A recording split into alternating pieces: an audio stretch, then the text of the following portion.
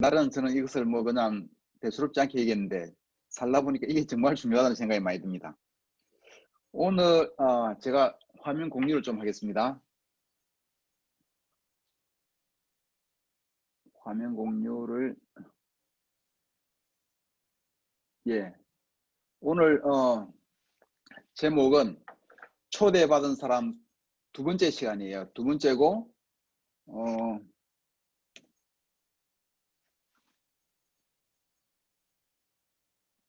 초대받은 사람 2 부제는 기뻐하라입니다. 첫 번째 포인트는 기뻐하라 주님 안에서, 두 번째 포인트는 기도하라 주님 앞에서입니다. 지난 일요일에 이어서 오늘은 하나님 나라의 잔치를 어떻게 즐기는지를 보겠습니다. 예수님은 하나님 나라를 왕의 아들의 혼인잔치로 비유하였습니다. 잔치는 먹고 마시며 기쁨과 즐거움이 있는 자리입니다. 왕의 아들의 혼인잔치이니까 모든 백성이 기뻐해야 할 일입니다. 많은 사람들이 왕의 초대를 거절하였지만 영적인 눈이 있는 사람들은 그 초대를 받아들이고 기꺼이 응하였습니다. 어떻습니까? 여러분은 사람을 초대하는 일이 쉽습니까? 아마 그렇지 않을 것입니다. 또 초대해서 온 사람이 성경 공부를 하고 회개하고 크리스찬이 되는 일이 쉬운 일입니까? 그렇지 않습니다. 쉬운 일이 아닙니다. 아내와 제가 얘기하는데 요즘 우리 제자들 한 명 한 명이 얼마나 소중하고 놀라운 사람인가를 새삼 많이 깨닫고 감사하고 있습니다. 누가복음 15장 23절부터 25절까지를 보시겠습니다. 그리고 살진 송아지를 끌어내다가 잡아라. 우리가 먹고 즐기자. 나의 이 아들은 죽었다가 살아났고 내가 잃었다가 되찾았다. 그래서 그들은 잔치를 벌였다.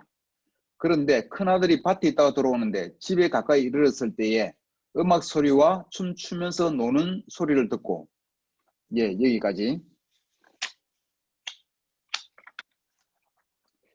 우리 한 명 한 명이 하나님 나라로 들어올 때 우리도 좋아하고 기뻤지만 하늘나라에서도 큰 잔치가 벌어졌습니다.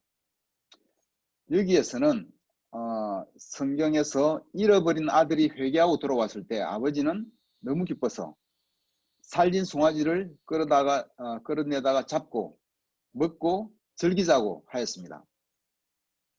집 밖에서도 음악 소리와 춤추면서 노는 소리를 다 들을 수 있을 정도로 요란한 잔치가 벌어졌습니다. 아들이 회개하고 돌아올 때 아버지가 얼마나 기뻤으면 그렇게 잔치를 벌였을까요? 위의 비유로 우리는 회개하고 돌아올 때의 하나님이 얼마나 기뻐하시는지 그 마음을 짐작할 수 있습니다. 하나님도 기뻐하시고 천사들도 기뻐하고 하늘에서는 잔치를 벌이고 땅에서는 또 세례와 또 파티를 벌이고 그런 가운데 우리는 제자가 되었습니다. 예수님이 하나님 나라를 또 잔치 자리에 비유한 것은 그 안에 딱딱하고 따분한 것이 아니라 기쁨과 풍성함이 많이 있기에 그렇게 비유를 들었을 것입니다.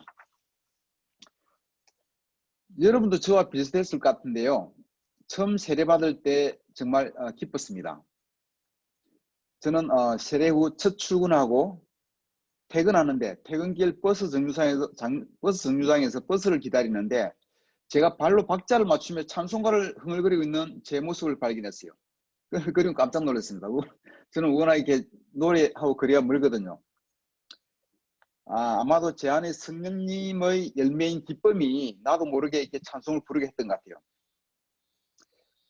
처음 제자가 되고서는 많이 좋았어요.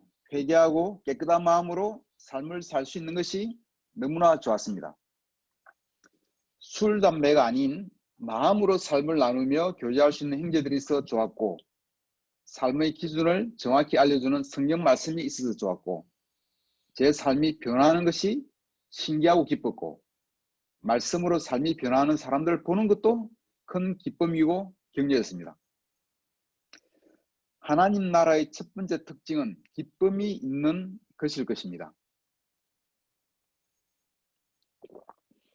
제자가 되고 많은 시간이 지난 지금 우리는 하나님 나라 안에서 어떻게 살고 있습니까? 여전히 잔치를 잘 즐기고 있습니까? 기쁘고 재밌는 삶을 살고 있습니까? 아니면 기쁨보다는 힘든 게 더 많습니까? 마태복음 22장 11절에서 14절을 보시겠습니다. 박덕주 형제가 좀 읽어주시겠습니까? 마태복음 22장 11절에서 14절. 읽겠습니다. 마태복음 22장 11절에서 14절입니다.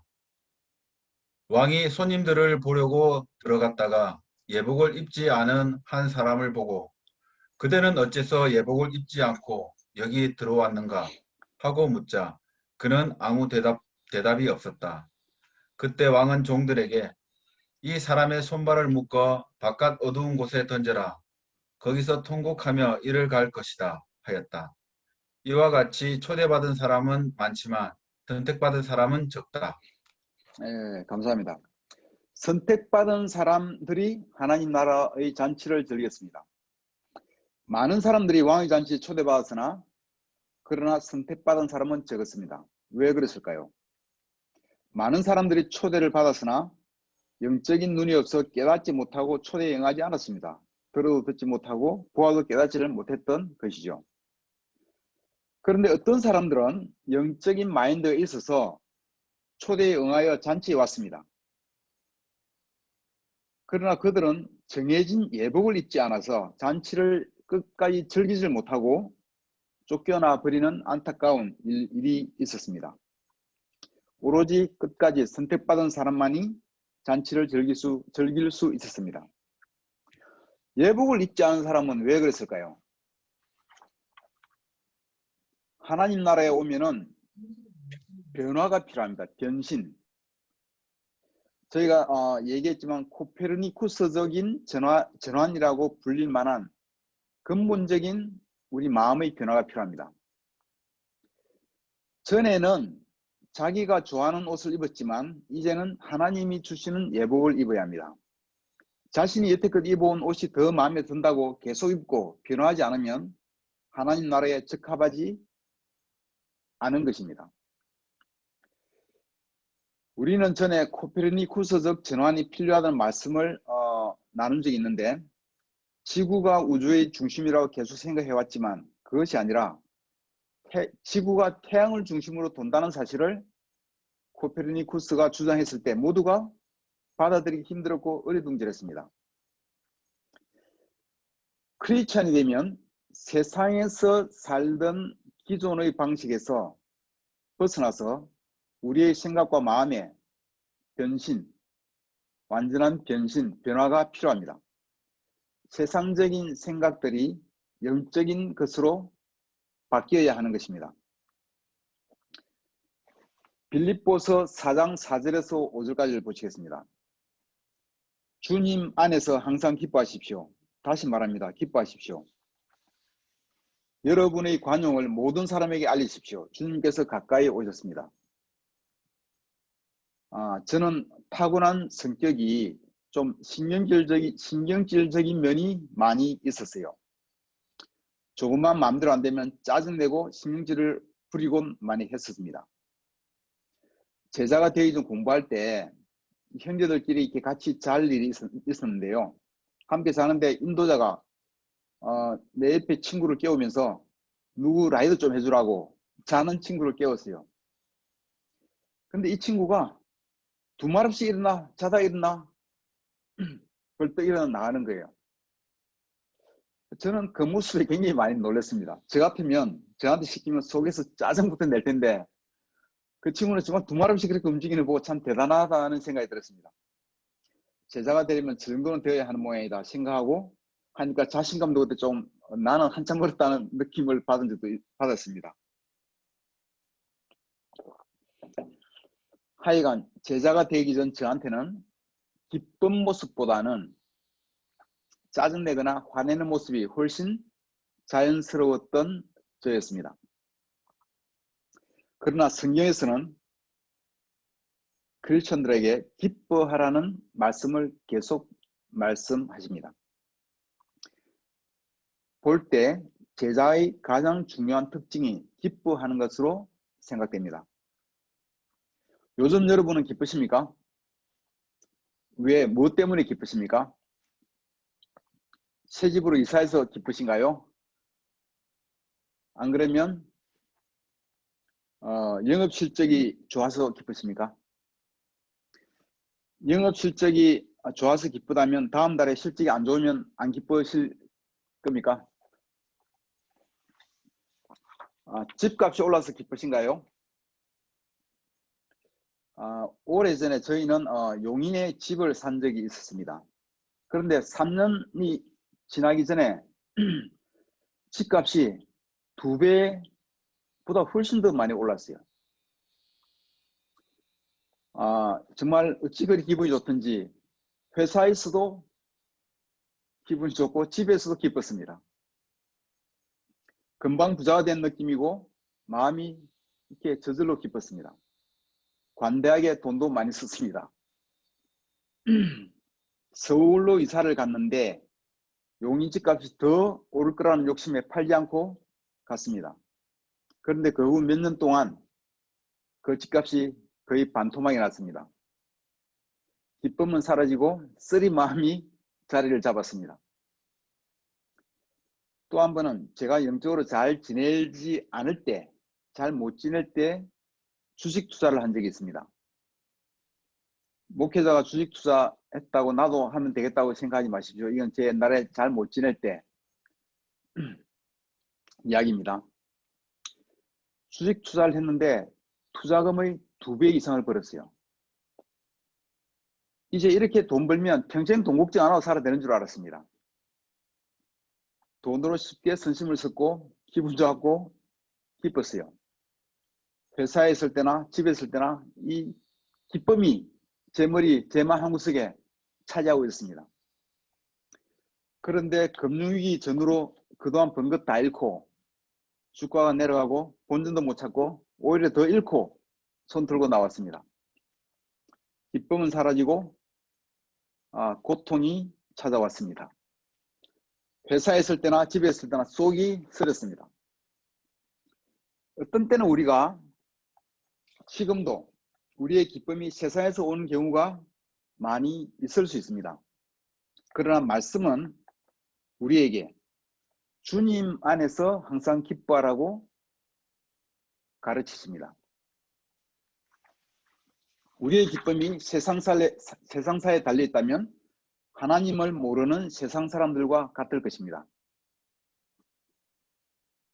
우리의 기쁨이 거기에 있으면 우리는 여전히 세상을 추구하며 살고 있을 것입니다. 우리는 변화를 받지 못한 것입니다. 그러면 우리가 하나님 나라 잔치를 잘 즐기지 못하고 있을 것입니다. 그러나 우리가 주님 안에서 기뻐할 줄 안다면 우리는 주님을 찾는 삶을 살 것입니다. 요즘 주님 안에서 가지는 기쁨으로 어떤 것이 있습니까?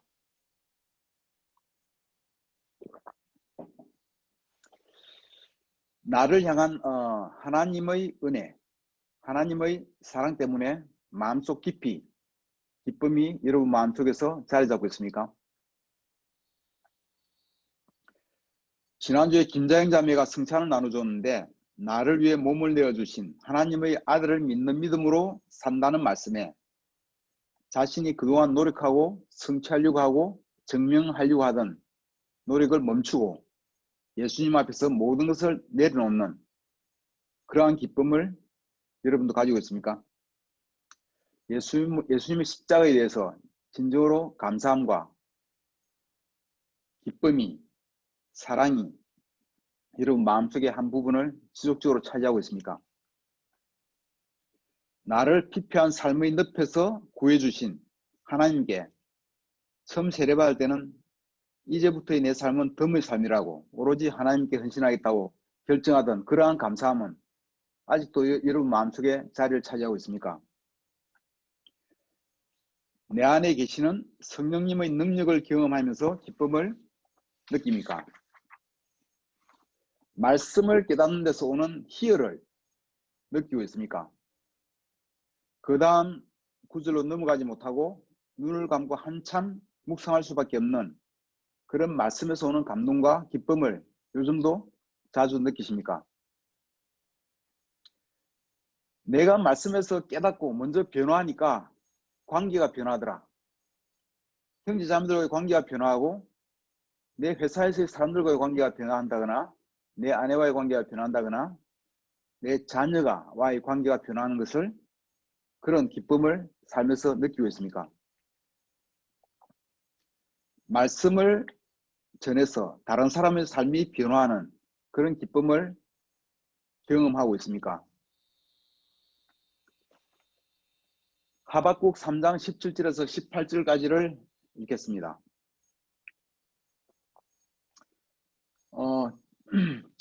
정소영 형제가 못 왔나요? 맞습니다. 왔어요. 정소영 형제 네. 좀 읽어주세요. 예. 하박국 3장 17에서 18절. 무화과 나무에 과일이 없고 포도나무에 열매가 없을지라도 올리브 나무에서 딸 것이 없고 밭에서 거둬 들일 것이 없을지라도 우리의 양이 없고 외양간에 소가 없을지라도 나는 주님 안에서 즐거워하련다. 나를 구원하신 하나님 안에서 기뻐하련다. 네, 감사합니다. 이 성경 말씀을 잘못 해석하면 정말 안 됩니다. 과일이 없고 열매가 없을지라도 좋다는 뜻이 아닙니다. 그래도 괜찮다는 뜻은 절대 아닙니다. 이 말씀의 포인트는 18절에 있습니다. 상황과는 관계없이 정말 상황이 힘들든 좋든 기뻐할 줄 아는 영적인 기쁨에 대해서 말하는 것입니다. 주님 안에서 기쁨을 찾을 줄 안다면 우리는 말씀대로 항상 기뻐할 수 있을 것입니다. 바울이 감옥 안에서도 항상 기뻐할 수 있었던 이유는 이러한 영적인 기쁨을 알았기 때문입니다. 무엇이든 억지로는 안 됩니다. 하나님과 충분한 시간 보내고 기도하시기 바랍니다. 우리에게 깨닫는 마음과 부드러운 마음을 달라고 같이 기도합시다. 마가복음 9장 28절에서 29절까지를 김진호 형제가 좀 읽어봐 주세요.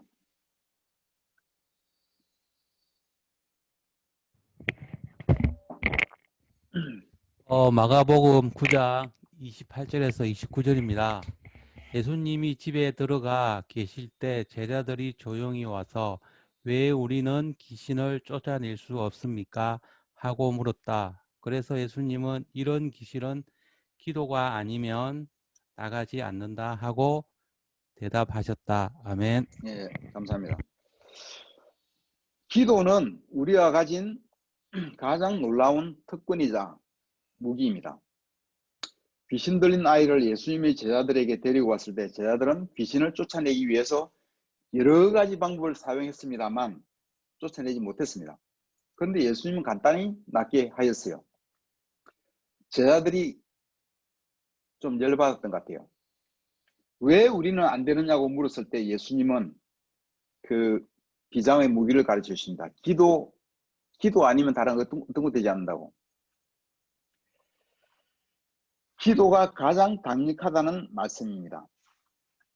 지금 우리 삶에서 여러분 개인 삶에서 한계를 느끼는 상황이 있습니까? 아무래도 안 되고 두 손 두 발 다 들여야 하겠다는 그런 상황이 있습니까? 기도하고 필요하다면 금식하시면 됩니다. 이 똑같은 성구들이 다른 데서는 기도와 금식이 아니면 나가지 않는다라고도 되어 있습니다. 기도와 금식, 우리가 가진 가장 강력한 무기입니다. 우리가 깨닫는 마음, 영적인 부드러운 마음을 달라고 기도하시기를 바랍니다. 하나님의 사랑을 더 잘 깨닫게 도와달라고 기도하시기 바랍니다. 기도는 가장 강력한 우리의 무기입니다. 우리는 기도할 수 있기에 계속 기뻐할 수 있습니다. 다음 마가복음 6장 37절을 박철민 형제 들어왔나요? 네, 들어왔습니다. 예. 맞습니까? 좀 읽어봐 주세요. 마가복음 6장 37절 읽겠습니다. 예수께서 그들에게 말씀하셨다. 너희가 그들에게 먹을 것을 주어라. 제자들이 그에게 말하였다. 그러면 우리가 가서 빵 200데나리오 어치를 사다가 그들에게 먹이라는 말씀이십니까? 아멘. 예, 감사합니다. 오병이어의 기적을 하시기 전 예수님은 먼저 제자들에게 얘기하십니다. 너희가 그들에게 먹을 것을 주어라 고 말씀하십니다. 빈들이고 날은 저물었는데 5,000명을 어디서 어떻게 먹일 수 있겠습니까? 예수님이 우리에게 하라고 하시는 일은 우리 힘으로 할 수 있는 것이 거의 없습니다. 예수님이 우리에게 하라고 하시는 일은 다 우리 힘에 붙이는 일들입니다. 성경 말씀을 보면 그리스도가 교회를 위해 자신의 몸을 내어준 것처럼 아내를 그렇게 사랑하라고 가르칩니다. 그게 쉬운 일입니까? 아내에게는 복종으로, 남편에 대한 복종으로 자신을 아름답게 꾸미라고 가르칩니다. 자매, 아내 여러분은 이 일이 쉽게 느끼십니까? 또 부모에게 깍듯이 순종하는 자녀로 아이들을 키우라고 가르치십니다. 정말 쉽지 않은 그런 가르침입니다. 원수를 사랑하라. 친구를 위하여 목숨을 버리라. 모든 민족을 제자로 삼아라. 우리 뜻대로 되지 않는 일들입니다. 그러면 우리는 어떻게 해야 할까요? 오병이어의 현장에서 예수님은 제자들에게 가르치십니다. 가진 것을 다 찾아 들고 나에게 오라고 하십니다. 그리고는 예수님이 일을 이루십니다. 성경 말씀을 우리 힘으로 이루려고 애쓰다가 그러다가는 제자의 삶이 힘들게만 느껴질 것입니다. 기쁨이고 잔치 자리가 되어야 될 제자의 삶이 하나님 나라가 왜 이렇게 힘들기만 하냐고 느낄 수가 있습니다. 마가복음 10장에는 사람의 힘으로는 할 수 없지만 하나님께서는 다 하실 수 있다라고 되어 있습니다. 우리는 하나님께 가야 합니다. 하나님의 성령님이 우리 안에 계십니다. 우리 힘으로는 안 되지만 성령님의 인도를 받으면 될 것입니다. 빌립보서 4장 6절에서 7절까지를 읽겠습니다. 문명수 형제 들어왔습니까?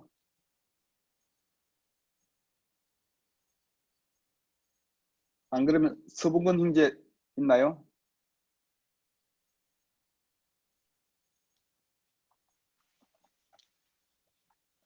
안 그러면 심승철 형제 있나요? 심승철 형제?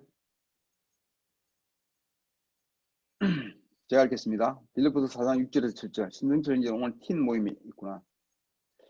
아무것도 염려하지 말고 모든 일을 오직 기도와 간구로 하고 여러분이 바라는 것을 감사하는 마음으로 하나님께 아뢰십시오. 그리하면 사람의 헤아림을 뛰어넘는 하나님의 평화가 여러분의 마음과 생각을 그리스도 예수 안에서 지켜줄 것입니다. 세상 일이 어렵습니다. 더구나 하나님을 알지 못하고 혼자서 해나가려고 할 때 수고하고 무거운 짐진 자가 되고 많은 염려로 지치게 됩니다. 왜 그래도 많은 사람들이 마음의 병과 육체적 병으로 고통받는지 그 이유와 관계가 있을 것입니다. 제자로 하나님의 나라에 있으면서도 역시 하나님께 맡길 줄 모르면 여전히 마찬가지일 것입니다. 여전히 수고하고 무거운 짐진 자로 살 것이며 삶이 힘들게 될 것입니다. 기쁨은 자신의 것이 될 수가 없을 것입니다. 하나님 나라에 있다 하더라도 변화하지 못하고 여전히 자신이 그 모든 것을 지고 가려고 생각한다면 하나님 나라의 잔치를 즐기기가 어려울 것입니다. 염려는 우리의 기쁨을 앗아가는 것입니다. 우리가 세상에 매이지 않을 수는 없지만 세상적인 필요가 우리한테 많이 있지만 그러나 염려와 걱정은 믿음의 적이며 우리의 마음과 몸을 병들게 하는 사탄의 무기입니다. 그런데 하나님이 이것들을 다 처리해 주신다고 하니 얼마나 기쁜 소식입니까?